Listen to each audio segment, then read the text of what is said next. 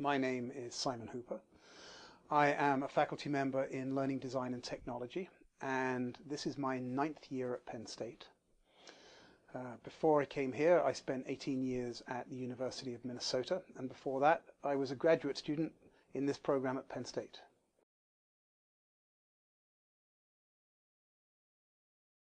I don't consider myself to be an instructional designer, but I do consider myself to be a learning designer. I'm very much interested in teaching and learning and how technology can be used to support those processes. I'm also very interested in design, and I'm very interested in data and how data can be used to support design, and how data about students and teachers can be used to improve the teaching and learning processes.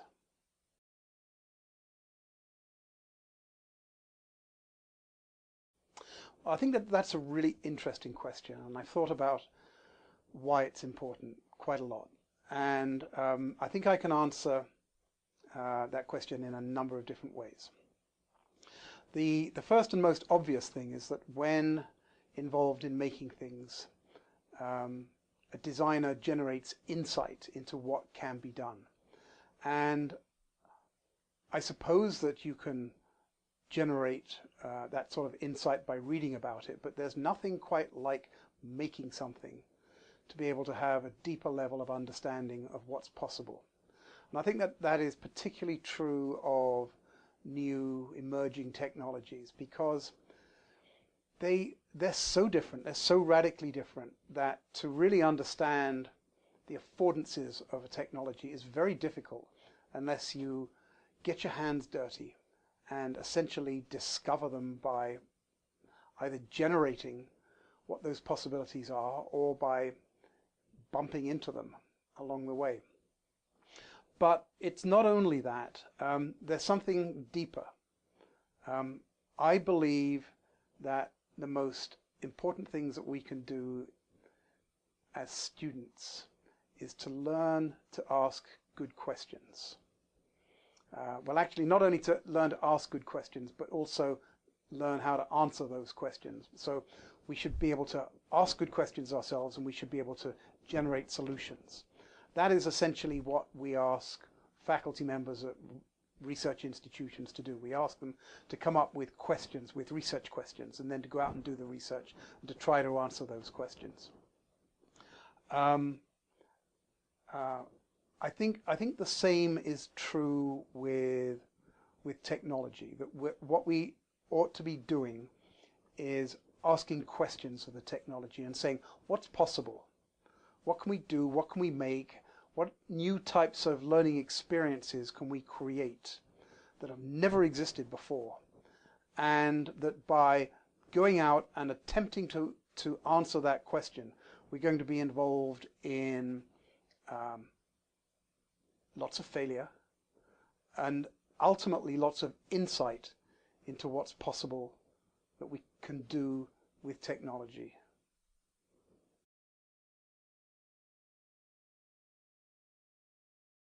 I only teach 2 classes. I teach Design Studio, although it can be argued that Design Studio is maybe 5 courses in one. And I teach a research apprenticeship.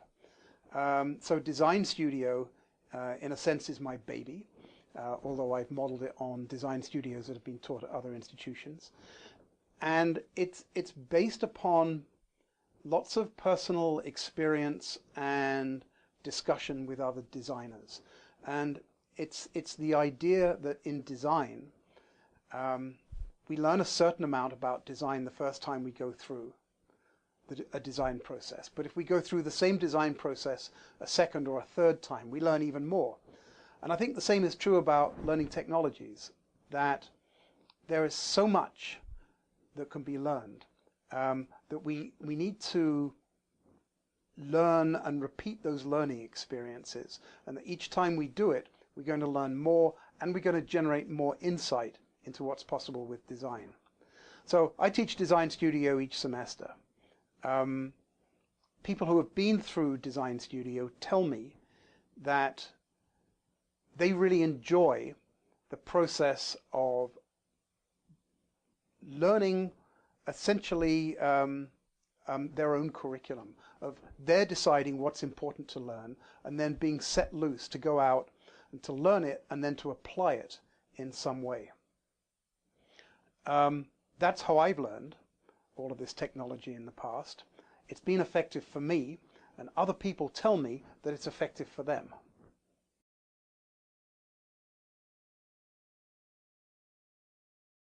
Well, I'm involved in 3 or 4 different research projects. The first one I've been working on now for several years.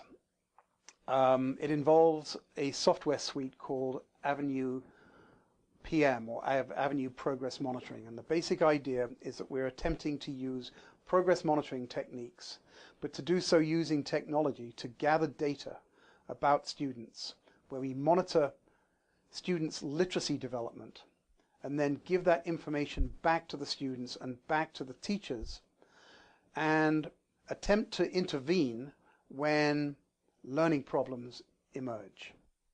And so we've been doing this for very young children, learning literacy, and we've been focusing initially with a community of deaf and hard of hearing students. And now what we're trying to do is to expand that into other domains, both mainstream students in K-12 situations, and then more recently we've been trying to apply progress monitoring techniques to English language learners, to non-native English speakers, to see whether we can use progress monitoring tools with them to help to monitor their learning of English. So that's one project. It involves a lot of data collection. It's all done online, and so it's made me very interested in e-assessment in general. So another project that I'm working on now involves data collection, online data collection for new physicians. So typically what happens with new physicians when they start working in hospitals is they work with more senior doctors called attendings. And attendings give them feedback. And the feedback usually is put on a piece of paper and handed to the resident. And then often there's a copy of it that's put into an Excel spreadsheet. We know when that happens that the data tend to be somewhat static, and it's very difficult to follow up on those data. So the project that we've been working on attempts to gather data electronically through an app on an iPad, to put that information into a database, and then to give it back to the student and to the attendings, so that there can be follow-up on the data. The data tend to be based upon physician standards, and as students achieve those standards, we can remove them from assessment and then put other items in. So that's the second project. Another project that I'm working on with Kyle Peck from my department looks at the use of learning objects. What we're interested in doing is trying to design a better online learning system. So it expands the notion of a MOOC. So too often MOOCs just involve the delivery of content. What we're trying to see is whether we can build pedagogy into the design and development of a MOOC. And is there another project that I'm working on? Yes, there is. There's a learning analytics project that I'm working on. The learning analytics project is at the college level, and what we're trying to see is whether we can take a large lecture course, gather data about the students, and give feedback to students based upon their performance and the performance of similar students who are going through the same course. What we want to do is to make students aware of effective learning strategies and to give that data back to students in the hope that we can help them to monitor and modify the learning strategies that they use in a course.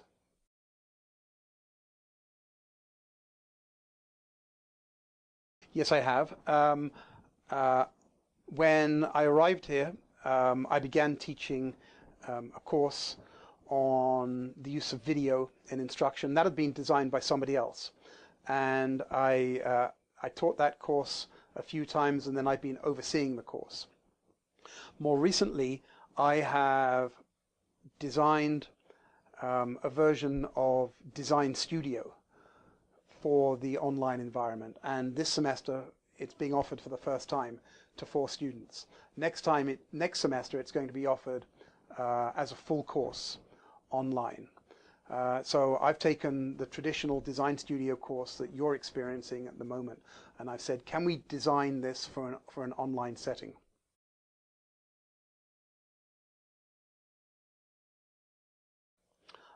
It's an amazing university. It is full of tremendous opportunities. What we have here is a captive environment. At my previous institution, I taught in a city, and the students were essentially commuters. And many of them worked during the day, and they came in during the evening and took courses, worked in master's programs and PhD programs. And then the PhD students, whenever possible, we would really encourage them strongly to get jobs on campus, to have the full PhD experience. But that happened in some cases, but it happened in some cases, but not in others. My personal belief is that students benefit enormously from being completely immersed in a PhD higher education context. And when you come to Penn State, there's nothing else to do around here. It's this wonderfully rich academic environment that captures people. So obviously people can leave State College and they can drive the 90 miles to Harrisburg, or the 45 minutes to Altoona, or they can get to Washington, D.C., or any of the other big cities around here. But it takes some effort. And so what tends to happen is people stay on campus. And there's such a rich set of activities that are happening in terms of academic, cultural, and sporting events. There's so much that's going on here that it's just a wonderful place to be. And it's a lovely community to live in. So first of all, I think that this is a great place to do graduate work. Online education. Well, 2 things. First of all, I know that Penn State has the #1 ranked online program. And so it really has decades of experience to draw upon. And Penn State's made a real commitment to online education. And so the facilities are deep. We have an amazingly rich set of learning design support at the institution. So the infrastructure is in place. That said, I'm actually quite skeptical about online learning. I think it is the way of the future. There's no doubt that that's going to happen. But I also think that online learning has a lot to learn. I think that what happens often in online courses is that they tend to be online lectures. And I'm no fan of the lecture in the first place. And I'm even less of a fan of an online lecture. That said, World Campus doesn't, that's not a pedagogy that World Campus promotes. Their instructional designers really work with the faculty to make a rich learning experience. So I have what I consider to be a healthy skepticism. My goal is to make my online design studio effective. I imagine that the course is going to change quite a lot over the next few years. I hope it changes. I hope I learn a lot about how to make a more effective online course, and that I continually update my design studio course to make it